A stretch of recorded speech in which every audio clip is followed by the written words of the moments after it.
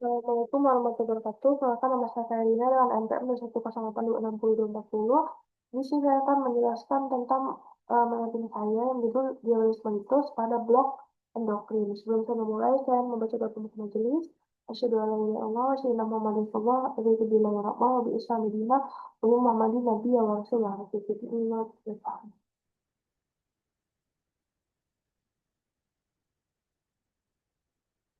Jadi menurut saya itu tentang diabetes mellitus. Jadi definisi dari diabetes mellitus itu adalah gangguan metabolisme yang ditandai dengan peningkatan gula darah akibat penurunan sekresi insulin oleh sel beta pankreas dan atau gangguan fungsi dari insulin atau resistensi insulin. Untuk etiologinya itu pertama tuh diakibatkan dari defisiensi absolut insulin.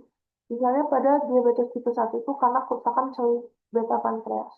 Kemudian ada resistensi insulin, umumnya itu pada DM tipe 2 akibat faktor genetik dan juga lingkungan. Kemudian faktor lain itu seperti gangguan hormonal, obat-obatan, infeksi, dan juga penyakit pankreas. Selanjutnya ada klasifikasi dari diabetes mellitus, itu ada tiga. Yang pertama diabetes tipe 1, itu dia diakibatkan kerusakan autoimun sel beta pankreas atau kurang insulin total. Onsetnya itu sering pada usia muda, itu membutuhkan insulin seumur hidup. Kemudian ada DM tipe 2, itu disebabkan oleh resistensi insulin dan disfungsi relatif sel beta pankreas. Lebih banyak terjadi pada usia di atas 40 tahun, sering berhubungan dengan obesitas.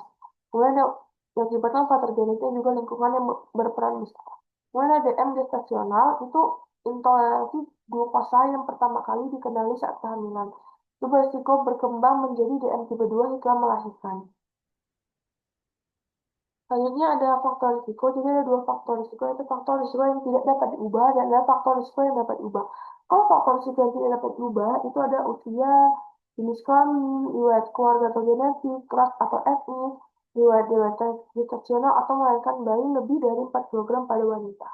Kalau faktor risiko yang dapat diubah itu seperti obesitas, mulai ada pola makan tidak sehat, kurangi aktivitas atau gaya hidup, hipertensi, dislipidemia, kebiasaan merokok, stres kronis, kurang tidur, dan juga konsumsi alkohol yang berlebihan. Selanjutnya, cara penegakan diagnosa. Jadi, pertama tuh manifestasi klinis dari diabetes mellitus itu yang paling sering ada 4. Ada poliuria atau sering buang air kecil, polidipsi, sering haus, polifagia, sering lapar, nafsu makan meningkat, dan penurunan berat badan. Kemudian untuk anamnesis itu biasa pasien datang dengan keluhan utama yaitu lemas, sering BAK, haus, cepat lapar. Kemudian diikuti dengan keluhan tambahan yaitu ada kebas-kebas, sering mengantuk, berat badannya menurun. Kemudian kita akan melakukan all chart yaitu kita tanyakan pada ayat terdahulunya apakah ada keluhan yang sama, adakah hipertensi, apakah ada DM sebelumnya, faktor lagi ada DM. Kemudian kita bertanya tentang riwayat kebiasaan dia, riwayat gizi dia, pola makan dia gimana, kemudian riwayat obat-obatan dia. Kemudian kita melakukan informasi konsen yang dimana pemeriksaan fisik. Itu biasa kita melakukan pemeriksaan tekanan tanda vital, berat badan, dan lingkar pinggang, dan juga tinggi badan. Biasa pada itu semua TTV eh, itu normal. Kalau BB bisa jadi dia meningkat karena itu gara-gara faktor obesitas.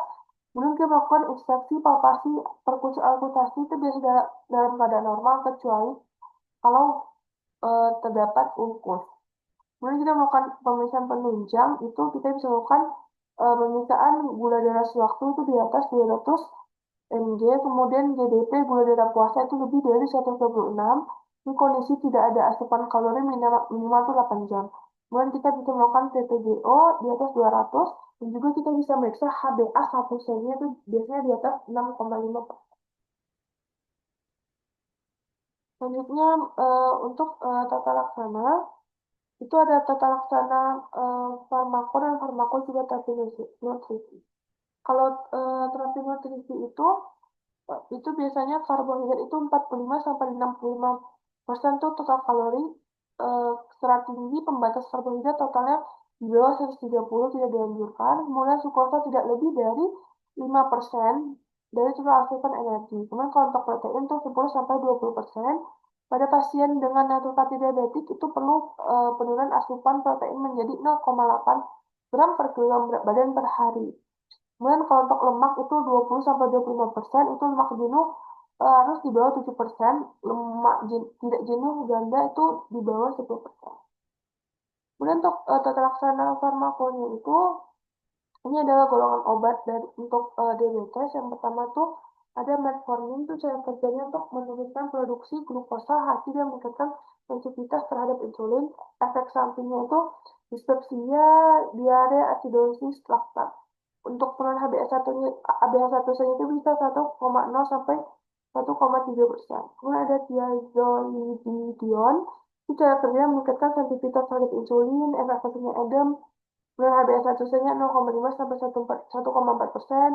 Kemudian ada sulfonylurea, kerjanya meningkatkan sekresi insulin.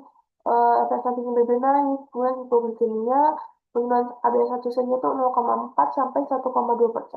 Kemudian ada glimin, itu cara kerjanya sama, efek sampingnya juga sama, tapi penurunan HbA1c itu 0,5 sampai 1%. Selanjutnya ada algoritma pengolahan DM tipe 2 tanpa deskompensasi metabolis. Jadi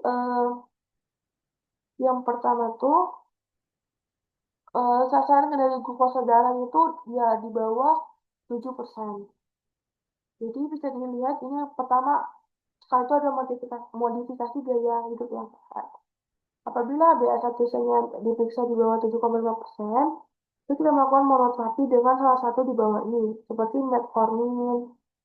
Kemudian apabila BA1C itu di atas 0, lebih dari 7,5%, kita beri kombinasi obat dengan mekanisme yang berbeda. Seperti kita bisa memberi sulfonylurea atau glimin.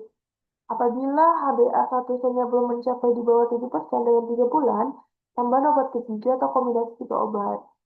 Itu kita bisa berikan penghambat glucosinase alfa, thiazolidinoin. Kemudian apabila BA1C itu diperiksa di atas 9%, apabila tidak dapat gejala klinis, apabila tidak dapat gejala klinis, kita bisa memberikan kombinasi 2 obat atau kombinasi 3 obat tersebut. Apabila tidak dapat gejala klinis, kita kasih insulin yang lebih obat juga obat lain. Dan juga tambahkan insulin atau intensifikasikan insulin. Selanjutnya untuk tata laksana farmako, tentang aktivitas fisik seperti nonton TV, video games, ponsel, tablet itu tidak boleh lebih dari 30 menit. Kemudian ada latihan aerobik seperti berenang, itu bersepeda dilakukan 5 kali per minggu paling sedikit 30 menit. Kemudian aktivitas fisik seperti biasa, seperti jalan 4 sampai 6 kilometer per jam, itu tergantung tinggi badan. Paling sedikit 5 kali per minggu, 5 kali per minggu paling sedikit 30 menit. Aktivitas fisik sehari-hari seperti naik tangga, jalan kaki tempat belanja, dan juga berkebun. Selanjutnya, untuk prognosisnya sendiri, itu biasanya prognosis dari DM itu tergantung kepatuhan dan eh, kepatuhan pasien dalam meminum obat. Tapi itu tidak bisa sembuh total. Untuk edukasi, itu edukasi umum seperti menjelaskan bahaya dari si diabetes mellitus, ada modifikasi gaya hidup, seperti kita edukasi supaya ubahlah pola hidup dia untuk kedepannya. Kemudian edukasi pengobatan, minum obat dengan teratur, kemudian monitoring mandiri seperti pengecekan gula darah per tiap minggu, kemudian pencegahan komplikasinya, kemudian edukasi psikososial. Sekian dari presentasi saya. Berikut adalah referensi yang saya gunakan. Baik, saya tutup presentasi saya dengan membaca doa penutup majelis. Subhanallahumma bihamdika, asyhadu an la ilaha illa anta, astaghfiruka wa atubu ilaik. Assalamualaikum warahmatullahi wabarakatuh.